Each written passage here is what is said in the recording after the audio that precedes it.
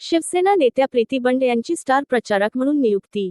अमरावती. आगामी नगरपरिषद व नगरपंचायत निवडणूक 2025च्या पार्श्वभूमीवर शिवसेनेच्या उपनेत्या प्रीती संजय बंड यांची स्टार प्रचारक म्हणून नियुक्ती करण्यात आली आहे. शिवसेना मुख्य नेते व उपमुख्यमंत्री एकनाथ शिंदे यांच्या आदेशानुसार ही नियुक्ती जाहीर झाली. या नियुक्तीनंतर प्रीती बंड यांच्याकडे अंजनगाव, सुरजी, दर्यापूर, अचलपूर, मोर्शी, वरुड आणि शेंदूरजना घाट नगरपरिषदांची स्वतंत्र जबाबदारी सोपविण्यात आली आहे. स्थानिक स्वराज्य संस्थांच्या निवडणुकीत पक्षाची पकड मजबूत करण्यासाठी त्यांची नेमणूक महत्त्वाची ठरणार आहे. आमचे सर्व उमेदवार सक्षम असून जनता त्यांना निश्चितच विजयी करेल. जिल्ह्यात धनुष्यबाण अधिक जोमाने फडकताना दिसेल असा विश्वास बोलताना प्रीती बंड यांनी व्यक्त केला.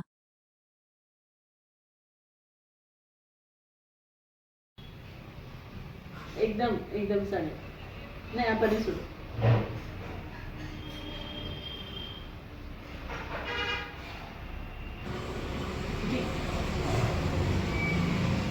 कोण कोण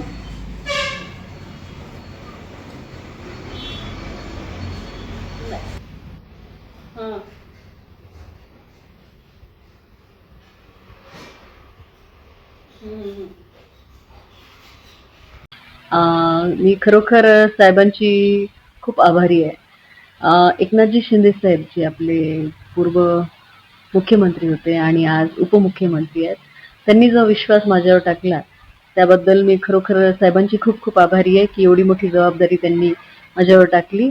आणि तो विश्वासच मला असं वाटते की त्या विश्वासामुळे मी त्या गतीने प्रचार करायला निघणार आणि आमचं धनुष्यबाण पुन्हा या अमरावती जिल्ह्यात मला फडकताना. बघा, आव्हान मित्रपक्षांकडनं राहणार नाहीये, कारण सगळे उभे राहणार आहे आणि जनता ठरवणार आहे की सक्षम उमेदवार कोण आहे. आणि आम्ही जे दिले ते सगळे सक्षम उमेदवार आहेत. त्याच्यामुळे आम्हाला पूर्ण विश्वास आहे की जनता आमच्या उमेदवारांना कुठेतरी विजयी ठरवेल. साहेबांनी नेहमी सगळ्यांचा विचार केला आणि आमच्या लाडक्या बहिणींचा तर मला असं वाटतं सगळ्यात पहिले विचार केला गेला आणि त्या हिशोबाने ती योजना पण आणल्या गेली.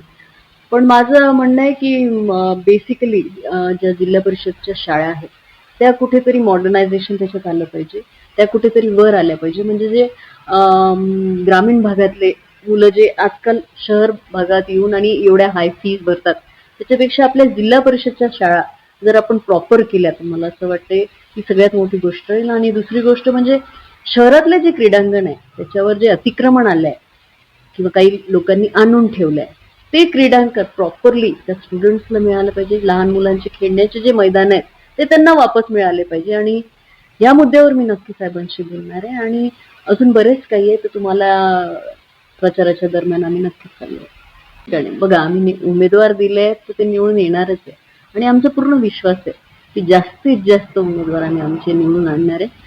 आणि सगळे सक्षम आहे. मी सांगून राहिली तुम्हाला वारंवार की जनता ठरवेल आणि जनतेच्या मनात नक्कीच साहेबांचं एक स्थान आहे आणि तिथे असलेले उमेदवारही हे जनतेचेच उमेदवार आहे असं मी तुम्हाला नक्कीच होईल. साहेबांकडे खातं आहे आणि जसं मी तुम्हाला सांगितलं की साहेब जे बोलतात ते करतात.